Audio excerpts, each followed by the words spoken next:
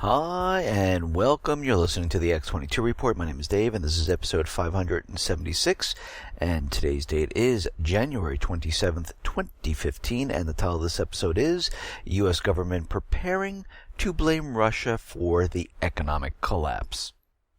Let's get right into the economic collapse news. Now, we understand the European nations, Greece, Cyprus, France, Italy, Portugal, many other, are all falling apart. A lot of them are in depression, a lot of them are in recession, a lot of them are heading towards a recession. And we see Greece, they pretty much had enough. This is why they decided, the people got together and said, you know what, enough is enough. We need a new government. We need a government that will look at the EU, the IMF, and say, you know what, enough is enough. We're not doing this. We're not taking on any more debt. We don't want more austerity. We've been doing this for 5 years. It does not work. Actually more, about 7 years. They've been doing it for quite a while. And of course, every single time a new tranche of debt has been given to the government, the IMF, the EU tell us that everything is fine. Everything is now on track. Well, basically, it just bought them a little bit of time. Because as we know, if you don't have the revenue coming in to pay for the interest and you receive more debt, guess what happens? You need more debt. And then more debt. And then more debt. It never ends. I mean, take your personal finances. You're making $50,000 a year. You have $100,000 worth of credit cards. Plus your rent, or your mortgage, or your car payment, your insurance. And you cannot make ends meet. And they decide, because of austerity, they'll lower your salary by $5,000 each year, but give you another $10,000 credit card. Does this actually work? Let's say they don't even lower your salary. Let's keep it the same. But they give you another $10,000 credit card every year. How long can you go with paying this interest and all your other bills? Eventually, you can't. And you have to file bankruptcy. Well, this is basically what's happening to Greece. And it will be happening to many other countries. Now, of course, those countries that can create money, it is a little bit of a different story, but it will catch up eventually. It cannot go on forever. Many people think it can, but as we know, this is quite impossible because there is a time and there is a point where the revenue doesn't cover the amount of interest on the debt and everything else that is going on. It just doesn't work. And we can see the new Syriza party is saying, listen, we cannot pay for all this debt. We're going to have to write some of this off. It will not work. The finance minister is out there and he's saying that this is what happens when you humiliate a nation and give it no hope. The nation had no hope. He goes, this is not blackmail. Bankruptcy cannot be dealt with by borrowing more money. It doesn't work. And they realized they might have to go down the path of Iceland, where they wrote off a lot of their debt, they put a lot of the bankers in jail, and their economy is doing quite well. Of course, you're not hearing this in the corporate media because they don't want anyone to know about this. The same thing in Greece. They're not making a big deal over it in the corporate media. Because if they decide to write off the debt and they decide to leave the EU and the economy starts to grow, the rest of the countries are going to say, hey, wait a minute. Their economy is growing now? They're doing better? Why don't we follow them and do what they're doing? It makes more sense than taking on more debt and listening to the EU and the IMF. And they're afraid of this. This is why they are threatening Greece. This is why they are telling them, you need to pay for the debt. You need to stay in line. You need to impose austerity.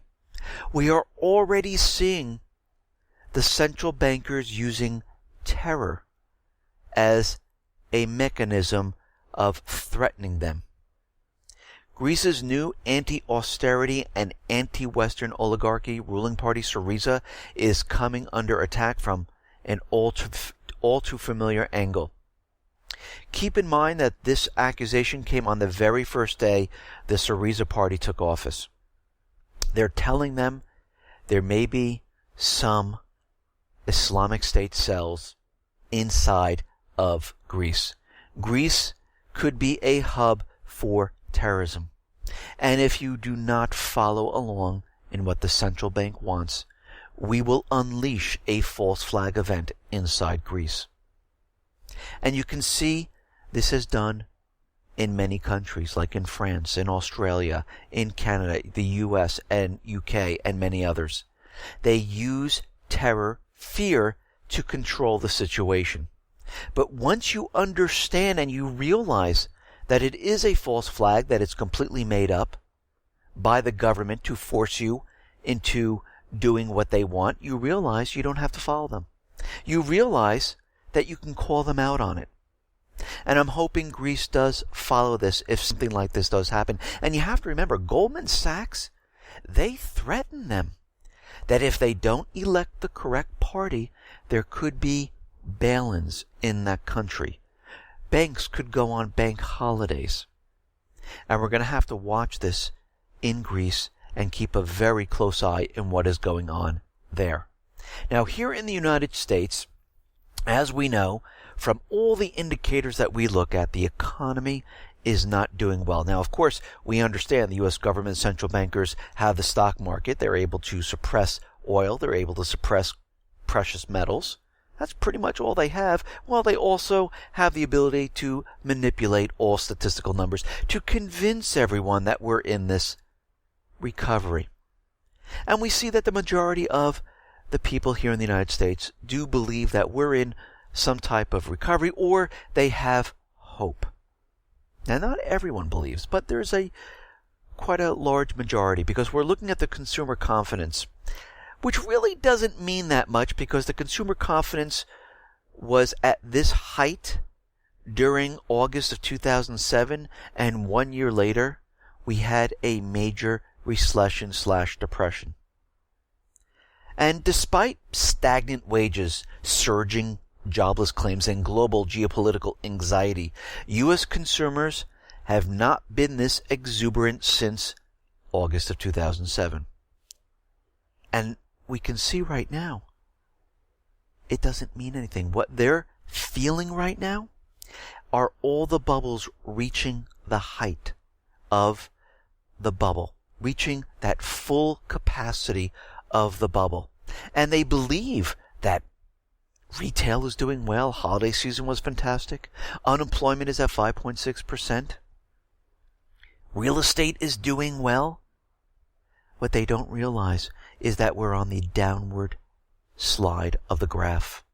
We are imploding right now. We reached the height. And this is what happened during 2007 going into 2008. People were riding the wave. They thought everything was fine. The government was continually coming out, and the corporate media was continually coming out telling you, yes, go out, purchase that real estate, purchase that house. Everything is fine. Purchase those goods. Refinance your home. Take out equity lines of credit. Purchase the house with no money whatsoever with an adjustable rate mortgage. And everyone listened. And from 2007 into 2008, many people were purchasing homes. And then it started to dry up. The traffic stopped. People were scratching their heads. What is going on here? And the economy started to fall apart. They're trying to convince us right now that everything is absolutely fine, and they're pushing it as hard as they possibly can. But we can see from real economic indicators, like Caterpillar, for instance. Guess what? Their fourth quarter earnings is disastrous. It's awful. They are now 25 months with negative sales. During the Great Recession, going from the end of 2008 to 2009 and all the way up to about 2010, there were 19 months of negative sales. Right now, we are in 25 months of negative sales. From the end of 2012 to right now. So, it is not getting better. It is actually getting worse. And we have to look at this with Caterpillar. This is after they laid off thousands upon thousands of people and closed many plants. And of course, they're blaming this on the low oil prices. Of course. But what about the 4 the 21 months before the oil prices dropped. How do they explain that? Everyone is using everything they possibly can. They'll probably use this blizzard, which was just in certain areas there was a lot of snow, but most of the areas in the eastern seaboard, it wasn't really that bad. It was an everyday snowstorm. I've talked to people that are on Long Island. Yes, they got hit very, very bad. People in New Jersey, not so. Connecticut, not so bad. Upstate New York, not so bad. It's going off into Boston, and we're seeing small bands here and there, but of course they're going to play this up and say, this is why the first quarter was absolutely terrible. It was the weather, and they'll most likely probably use that. Now we're seeing that new business expansion fell to post-recession lows. And we see right now that durable goods orders, they have collapsed. Only one of 57 economists expected a negative print. Expectations of a 0.3% rise following the last month's 0.7 drop. Well, December was a negative 3.4%. And November was revised drastically lower to down to negative 2.1%. This is the lowest durable good, excluding transports, since March. So where are we headed with all this? We're headed towards a complete collapse. They're trying to convince us that real estate is absolutely booming. But we're seeing from Case-Shiller that the growth in housing prices slowed down yet again on not only a year-over-year basis, which rose about 4.31%, the lowest annual increase since October of 2012, but also dropped by negative 0.22% on a monthly basis, which may not sound like much, but was the worst monthly drop since February of 2012. But then when we look at these numbers and they're trying to convince us that there was a surge in new housing purchases, and we look at the Census Department data, and we see that, something's wrong here. What did they do once again? Well, the Census Department, what they did was they revised numbers. Because as we have been tracking for the past 6 and now 7 months, every single such euphoric print since May of 2014 has been revised substantially lower after the fact. And sure enough, the November print of 438,000 was also just revised downward to 431,000. Putting today highest in 7 years new home sales print in context. Consider that in May 2014, the same data series was originally reported at 504,000, only to be revised down to 458,000. In other words, there has now been 7 consecutive downward revisions to the new home sales data. So all they're doing is they're continually revising all the data lower to fit their illusion. That is it. That's how they're getting around this. This is how they're keeping the illusion alive a little bit longer. And then we look at the Baltic Dry Index. And this is the raw material that is used for manufacturing. And it is kind of protected against speculators. And we're seeing that the Baltic Dry Index fell below 700 points. It's at 688 points right now. Remember, during the height of the Great Recession in 2008, 9, and 10, which really we never left, it reached a point of 647. We are at 688. What does that tell you? And we know that the central bank, the U.S. government, they're getting very nervous. The New York Stock Exchange invoked Rule 48 to preempt selling panic. Think about that for a second. The New York Stock Exchange just invoked Rule 48 to preempt selling panic. New York Stock Exchange says mandatory opening indications are not required. Rule 48, exemptive relief, extreme market volatility condition. In the event that an extremely high market volatility is likely to have a floor-wide impact on the ability of the DMM to arrange for the fair and orderly opening, reopening following a market-wide halt of trading at the exchange or closing of trading at the exchange, and the absent relief, the operation of the exchange is likely to be impaired. So they implemented this rule. Why would they do this? Is someone now getting nervous and preparing for what is coming? It sure does look like this. They're worried about a sell-off. And we can see that the wealthy are looking at the situation, and we know because of income inequality, wealth inequality, they are getting nervous. They're getting nervous that the people are going to say enough is enough. We can't take this anymore. And we've seen this throughout history, where the poor finally rise up and they say, you know what? We've had enough. And we know the middle class has been shrinking. They've been going into the poor class right now. And this has been happening over the past half century. And we can see that in Davos, in the Economic Forum, former hedge fund director Robert Johnson revealed that worried hedge fund managers were already planning their escapes. I know hedge fund managers all over the world who are buying airstrips and farms in places like New Zealand because they think they need a getaway plan when the collapse hits, when the rioting starts. They don't want to be around. They want to be far and away. They've already protected their money. They've already made preparations. They already are making plans because they know what's coming. This is why the police forces in every single country have been preparing for civil disobedience. In Spain, in France, this is why we see more soldiers now on the streets in Belgium. Of course, they're saying it's because of terrorism, but we know it's not. We know it's there, and they're put into place to take control of the people. The same thing happening here in the United States. DHS making deals with all local law enforcement. President Obama trying to nationalize the police force to be under control of the federal government for when things fall apart. We see the Federal Reserve continually hiring private police to guard the central banking system. And of course, Obama came out and said, that private police force is just like any other police force in the country.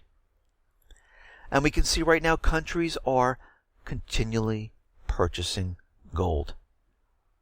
We can see that it hasn't stopped. Russia bought about 20.7 tons of gold in December. They're protecting themselves. China's doing it. Even the Dutch central bank is showing that they purchase gold. They're denying it now. Why? Why are they denying this? Well, one or two reasons. The Dutch central bank inadvertently disclosed what its true gold holdings were to the IMF without meaning to do so, or the IMF on purpose misrepresenting the Dutch gold holdings to generate a buying panic. Now, one of these two reasons, or maybe it was just a big mistake, but it seems too coincidental that this happened, and we can see that the IMF reported that the months after announcing it unexpectedly repatriated over 120 tons of gold from the New York Fed, the Netherlands had also purchased some 10 tons of gold in the open market. And of course, the Dutch central bank is denying all of this. And we see that Iran, they have plans now to join the Eurasian Economic Union in 2015. Tehran expected to sign a contract or memorandum of mutual understanding in 2015 with the Eurasian Economic Union to begin exports to Russia. And right now, the Eurasian Economic Union is comprised of Russia, Belarus, Kazakhstan, Armenia, and this all became effective on January 1st, and now Iran will be joining them. And we will most likely see many other countries join up. Now, as we know, and everyone knows how I feel about Obamacare, Obamacare is a penalty on the American people. It is not a benefit. And as more and more information comes out from what Obamacare really is and how much it's going to cost every single person, we're starting to realize that this is one gigantic monstrosity that needs to completely be dismantled at this point. The government will spend $1.993 trillion over a decade and take in only $643 billion in new taxes, penalties, and fees related to Obamacare. So basically, it didn't do what they thought it was going to do. Not enough people are joining Obamacare. And the penalties aren't high enough yet to offset the amount of taxes they were going to collect on the premiums. And you have to remember, these premiums for the health insurance, they continually go up. It's not affordable. Plus, you have a deductible of $5,000 to $10,000 that you need to pay off first before you can even access the health insurance. But you need to pay your premium every single month. So you might be paying $400, $500, $600, $700 a month, but you won't be able to use your insurance until you pay off another $10,000 or $5,000. So who's making out in this deal? Well, the government and, of course, the insurance companies, the ones that wrote this legislation. The $1.35 trillion net cost will result in between 24 million and 27 million fewer Americans being uninsured. This is a $50,000 price tag per person at best. So think about this. You'll be paying $50,000 out of your taxes to Obamacare, plus your premium, plus your deductible. How do you like your health insurance? Is it working for you? Do you ever think you'd spend this much money on health insurance? President Obama, when he first was telling everyone about this fantastic health insurance in 2009, he said it would only cost $900 billion in 10 years. Well, the cost is $1.993 trillion. More than 2 times what he told us. And actually, this figure will probably go up as more and more people do not take it. As more and more people realize that this is not really a benefit to me. This is actually a tax, and I cannot afford this. Because you have to remember what they did. The insurance companies got together and said, hey, what is a good way of getting everyone to take health insurance where we can afford to give everyone coverage? Well, that's simple. We'll average in the healthy, the sick, and we'll come up with a premium price, and then we'll double it. This way, everyone will be paying a lot. So if somebody's really sick, it won't make a difference because we're getting a lot more money from those people who are healthy. Then the government will put a penalty on those people who decide not to take it, to force them into it. Then we will keep the deductibles high so the health insurance companies don't have to pay out unless they're really, really, really sick. Otherwise, everything comes out of their pockets. This was their plan. This is what they decided to do. And it's costing the American taxpayer $50,000 per person, plus the premium, plus the deductible. Plus the premium going up every year. Now, as we know, the U.S. Justice Department, they have been collecting data on drivers to build a national database. The U.S. Justice Department has been gathering this data, reported by the Wall Street Journal, and the data on U.S. motorists is obtained under the existing license plate tracking program. The program is used by the U.S. Drug Enforcement Administration to seize cars, money, and other assets. Basically, what they are doing right now is they're trying to create this database and understand the patterns of travel for each person, and they're trying to keep track of everyone. And this information is going to go into the main database where they're going to keep all the real ID information. As we know, each state has to come into compliance, and they're going to issue a brand new license. It will have your iris scan eventually. It will have your fingerprint. It will have a barcode and an RFID chip in there to track you. And what they're doing is they're putting this all together, creating social profiles in every single person to keep track of every single person. And as we know, that all of this is being done for terror, to keep you safe, but we know for a fact this is not why they're doing it. They want to find out who is going to be a threat to their authority and then track them. And we see that in airports and other sporting events where the TSA is involved, that they have never, ever stopped any type of terrorism whatsoever. But they keep putting on more and more restrictions when you want to get onto a plane or go into a sporting event. And we see the Transportation Security Agency is already well known for conducting evasive searches at American airports. But new measures may soon see the social media accounts of potential passengers being screened by the TSA. That is right. They are going to look at your social media accounts. Now, why would they want to do this? Well, they want to get all this information. They want to get your purchasing habits. They want to know who you're talking to. And basically, all of this information is going to go into, yes, the database to create social profiles of every single person. Now, the question is, they don't need any of this information.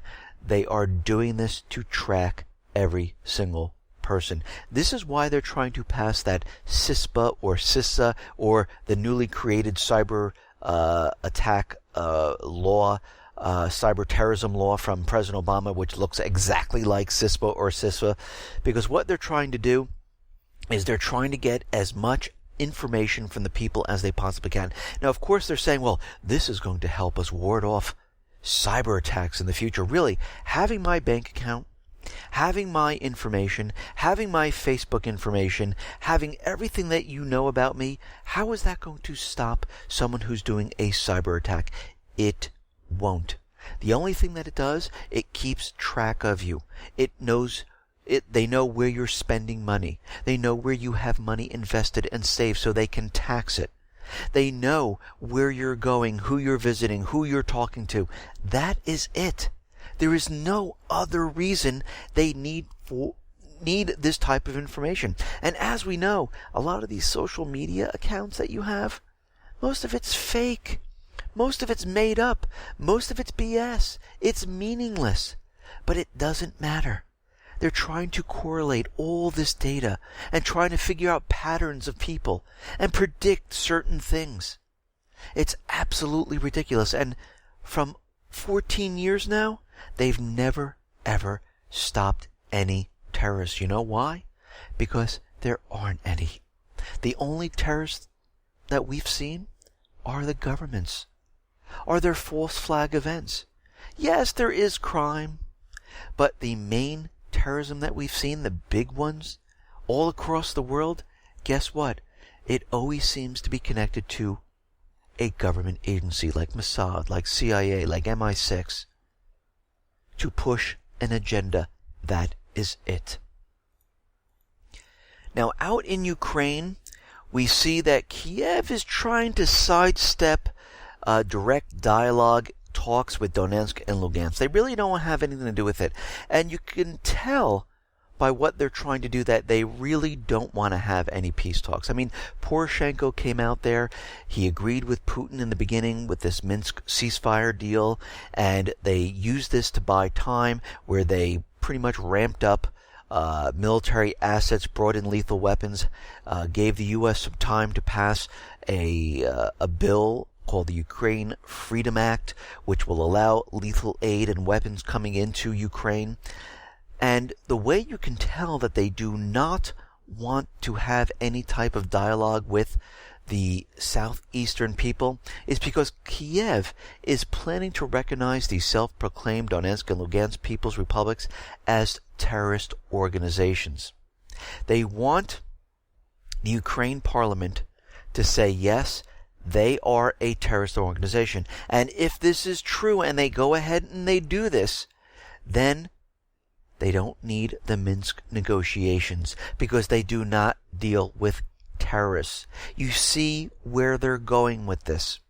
Now, we have to keep an eye on what's going on in Ukraine, because we understand that Poroshenko, on one side of the mouse, he's talking about peace, talking to Putin, saying, yes, we want peace. On the other side, he's getting a lot of push from the central bankers to start a war. So he's caught in the middle. And if he doesn't do what they want, we see that there could be a coup on the way, where they remove him and they put another puppet leader in power because they want someone in there that will push their agenda as hard as they possibly can. And we see Poroshenko is not doing as much as the central bankers would like.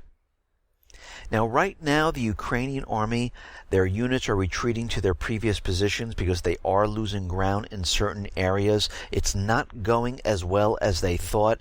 Of course, they're pushing their false flag events where they're bombing buses, trolleys, Mariupol, because they're trying to get this war started as fast as they possibly can. Now, Jen Psaki is out there, and she is saying, what? These allegations about private U.S. Army officers, soldiers inside Ukraine, this is absolutely false. No, you're getting misinformation. This is not true whatsoever. She's saying the allegations that U.S. private army or mercenaries operate with the Kiev government are incorrect. And this is coming from the U.S. State Department spokesman Jen Psaki. There have been rumors, which my understanding they are false. There are no U.S. troops operating in Ukraine.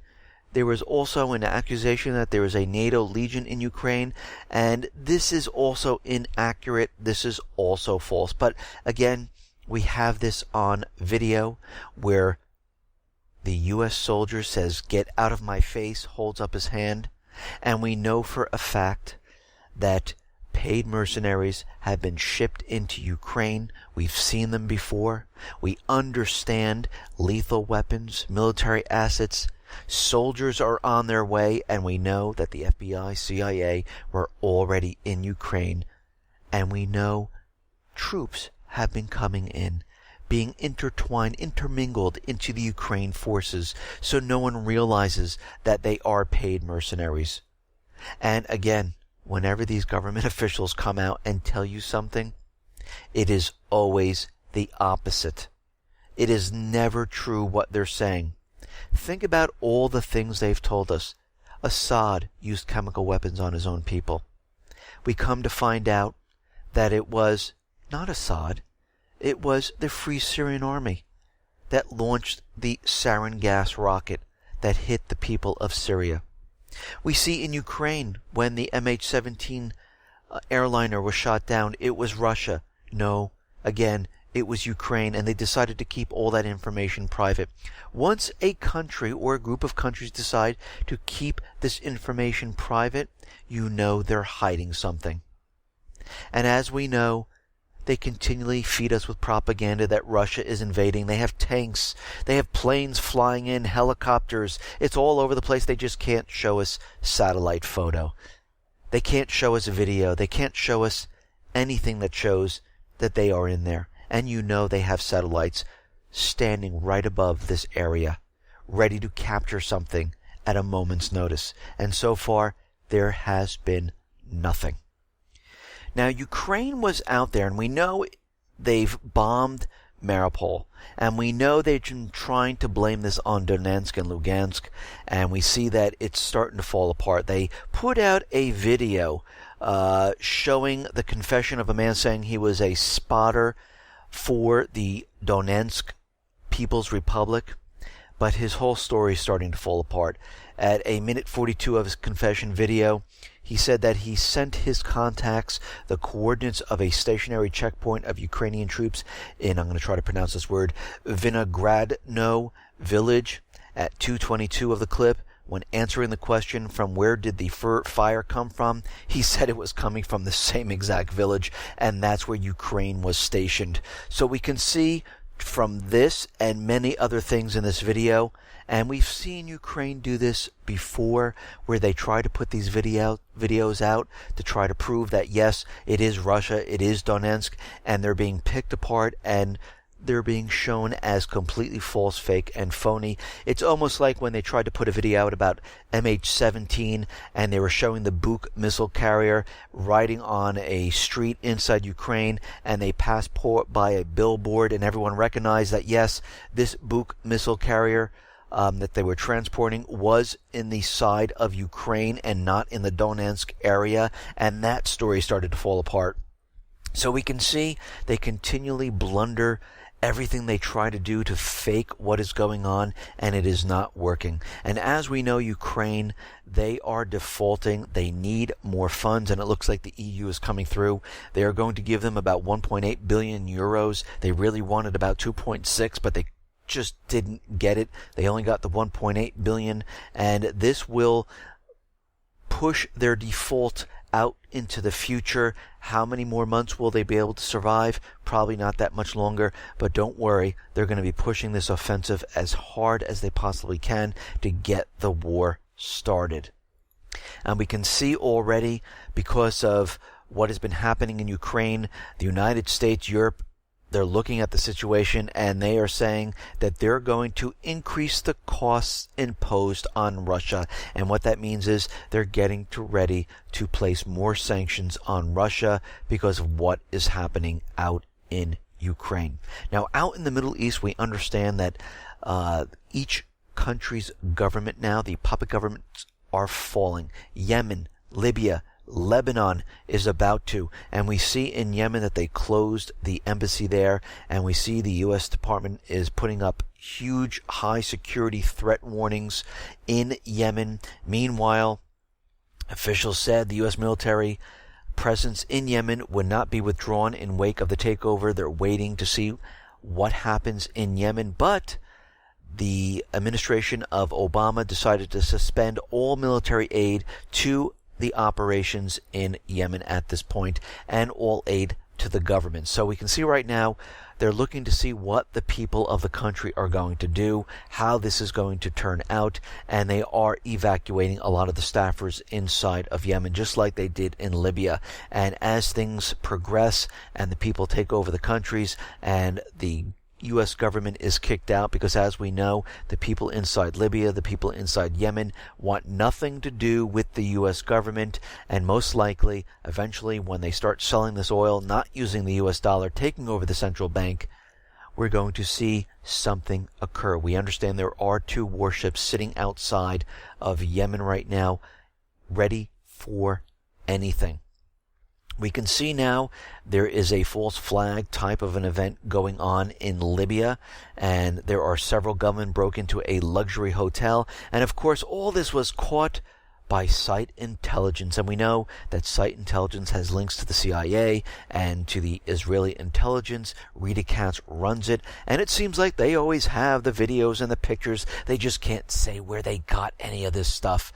And as we know, they are first on the scene in this area, and we can see what they're doing. They're pushing the idea that the Islamic State is in Libya.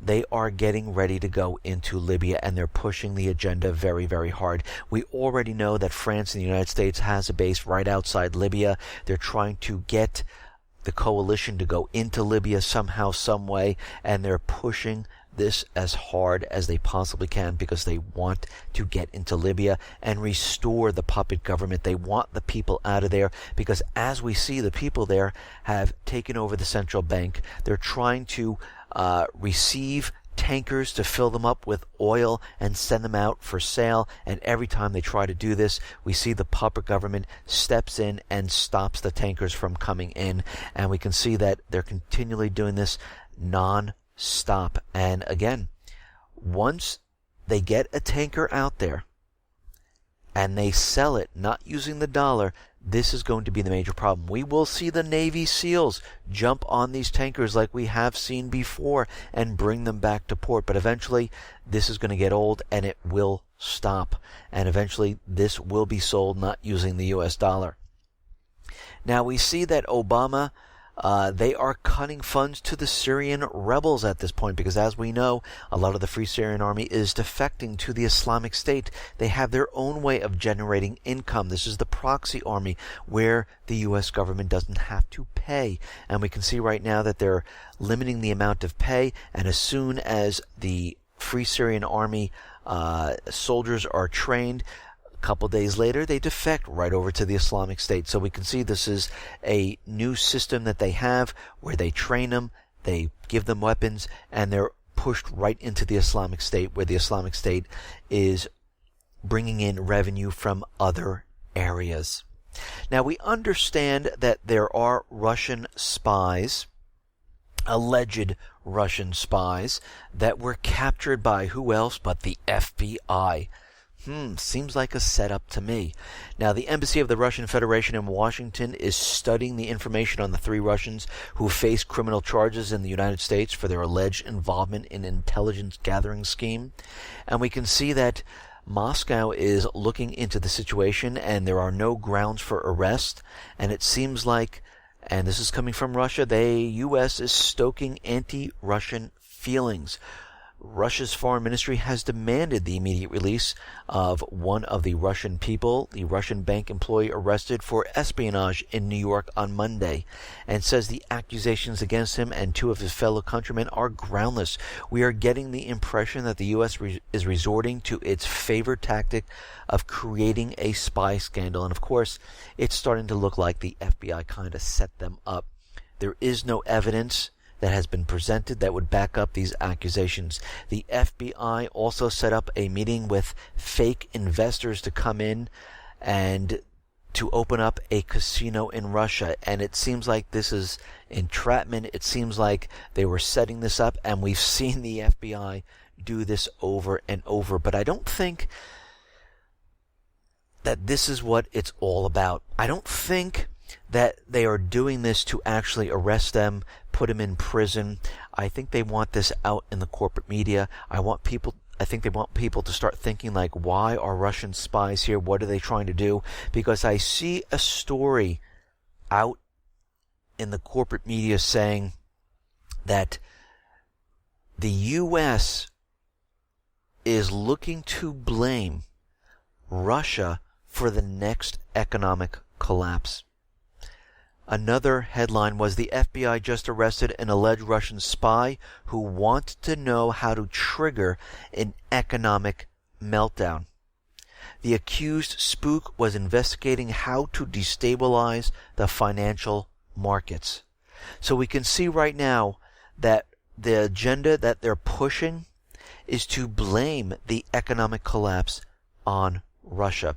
And I've said this many times before, and we can see that they are putting all the pieces together at this point, where they're saying, North Korea has the ability to cyber attack. Russia has malware sitting in the financial systems. Remember, the New York Stock Exchange invoked rule number 48 today. They also have kill switches in the stock exchange, in the NASDAQ, in the BAT system. We also understand that they were trying to convince us that the Islamic State, Iran, Syria, and China have the ability to cyber attack the United States. So right now, we have all the players: Russia, China, North Korea, Iran, Syria, and many others. And we can see right now they're trying to build the story that Russia is going to bring down the economy. Because again, they do not want to be blamed for any of this. Not at all.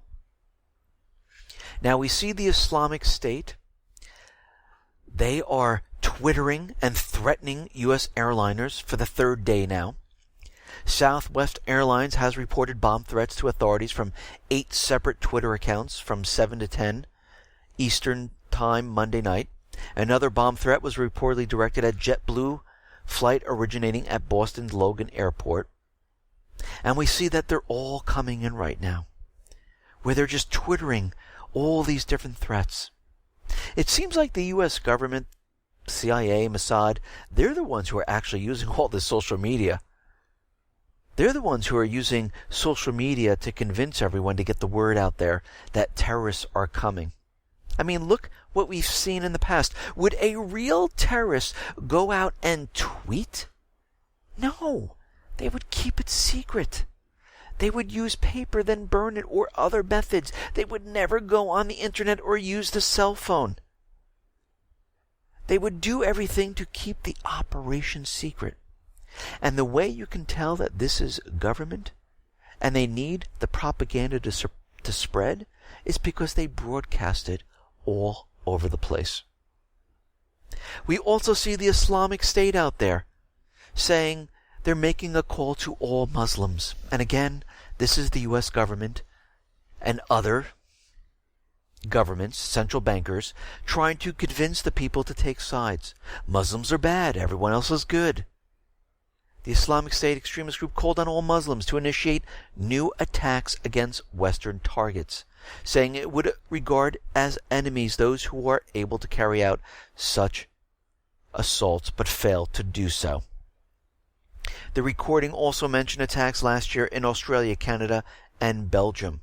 So you can see they're pushing their agenda very, very hard. As we know, the economy is falling apart. The real economic indicators are separating themselves from the illusionary statistical numbers, the illusionary stock market, the illusionary suppression of oil and gold.